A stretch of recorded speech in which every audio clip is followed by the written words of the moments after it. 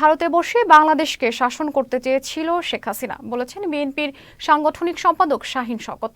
মঙ্গলবার চাঁপাইনবাবগঞ্জে, শিবগঞ্জে আর গড়াহাট এলাকায় দাইপুকুরিয়া ইউনিয়ন বিএনপির দ্বিবার্ষিক কর্মী সম্মেলনে প্রধান অতিথির বক্তব্যে তিনি এসব কথা বলেন। এ সময় উপস্থিত ছিলেন জেলা বিএনপির আহ্বায়ক গোলাম জাকারিয়া, সদস্য সচিব রফিকুল ইসলাম, সিনিয়র যুগ্ম আহ্বায়ক অ্যাডভোকেট রফিকুল ইসলাম টিপু এবং উপজেলা বিএনপির সদস্য সচিব হায়াতুল্লাহ সহ অন্যান্যরা। আপনাদের পায়ে শিকল করে ভারতের দালালি করে মোদির সাথে কোলাকুলি করে তারপরে বসে বাংলাদেশকে শাসন করতে চেয়েছিল।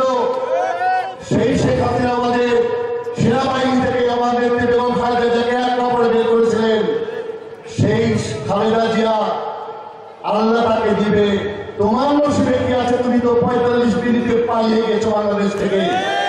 তুমি তো পালিয়ে গেছো তোমার 300 এমপি, তোমার আমলা, তোমার সাথে তোমার যত পার্টি নেতা হাতি নেতা ছিল, এমনকি বাইতুল মোকাররমের খতিব